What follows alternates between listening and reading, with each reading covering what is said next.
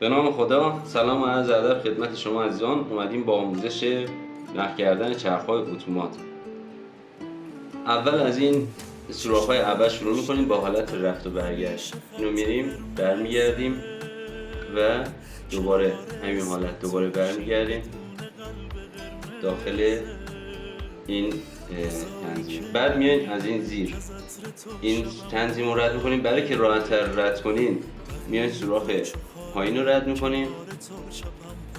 سوراخ پایین هم که رد کردیم، بعد میایم این نخ رو نگه می‌داریم دور این تنظیمه میپیچیم.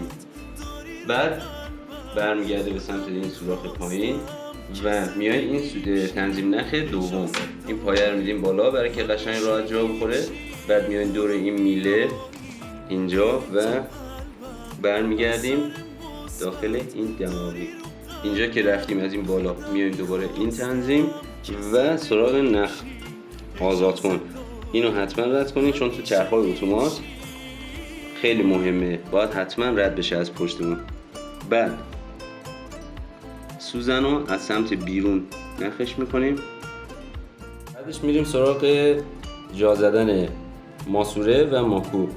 ماسوره رو داخل ماکو میذاریم، یه شیاری داره، از داخل این شیار رد میکنیم زیر این قلابه، داخل این سوراخ حتما جا بخوره. برای جا زدنش هم بعضیا میان این قلابو میکشن بالا جا میزنن، بعضیا اینجوری ساده، ولی خب من خودم ترجیح میدم همیشه ساده جا بزنم چون اینجوری بهتر جا میخوره، صداش شنیده میشه زیر اون تق ماکو بهتر که داخل کمپلت جا خورده.